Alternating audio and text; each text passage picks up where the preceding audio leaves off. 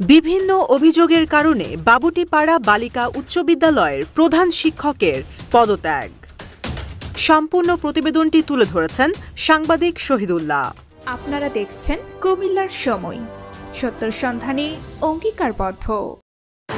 কুমিল্লা মুরাদনগর উপজেলার ২১ নং বাবুটিপাড়া ইউনিয়ন ৫ নং ওয়ার্ডে বাবুটিপাড়া বালিকা উচ্চ বিদ্যালয় নামের একটি শিক্ষা প্রতিষ্ঠান রয়েছে।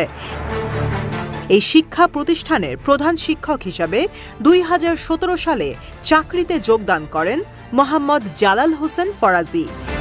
চাকরিতে যোগদানের পরপরই শুরু হয় তার শিক্ষার্থীদের কাছ থেকে টাকা নেওয়ার বিভিন্ন কৌশল। একের পর এক অনিয়মের অভিযোগ জমা হতে থাকে প্রধান শিক্ষক মোহাম্মদ জালাল হোসেন ফরাজির বিরুদ্ধে। স্কুলের প্রধান শিক্ষক হয়েও শিক্ষার্থীদের লেখাপড়ার প্রতি নজর না রেখেছেন টাকা পয়সার প্রতি। সুযোগ পেলেই শিক্ষার্থীদের কাছ থেকে বিভিন্ন কৌশলে আদায় করে নিতেন টাকা। শোনা যাচ্ছে, যারা টাকা দিতে অপারগতা প্রকাশ করত তাদের উপর চাপ প্রয়োগ করতেন, অপমান অপদস্থ করতেন।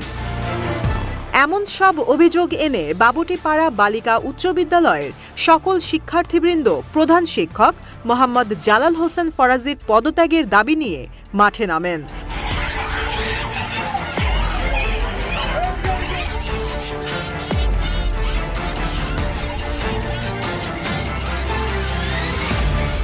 অভিভাবকরা বলেন, বাবুটিপাড়া বালিকা উচ্চ বিদ্যালয়ে লেখাপড়া করতে কোনো টাকা পয়সা লাগার কথা না, কিন্তু তারপরও এত টাকা লাগে কেন, সেটাই আমরা জানতে চাই। জানা গেছে, এর আগেও প্রধান শিক্ষক মোহাম্মদ জালাল হোসেন ফরাজির বিরুদ্ধে একাধিক মিটিং হয়েছে অত্র বিদ্যালয়ের পক্ষ থেকে, কিন্তু কমিটির লোকদেরকে বৃদ্ধাঙ্গুল দেখিয়ে নিজস্ব ক্ষমতা বলে পরিচালনা করতেন স্কুলটি। বেশি ছিল, একটা মানুষের সাথে যা তা ব্যবহার করতো, তবে সে টাকাটা যার কাছে পাইতো তারে অনেক আপন ভেবে নিত, তার কাছে ছিল ভালো।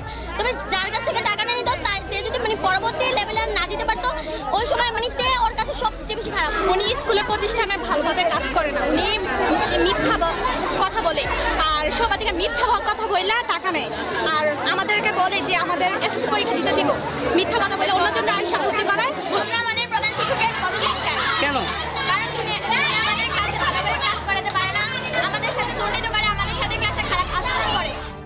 তবে এবার আর রক্ষা হয়নি।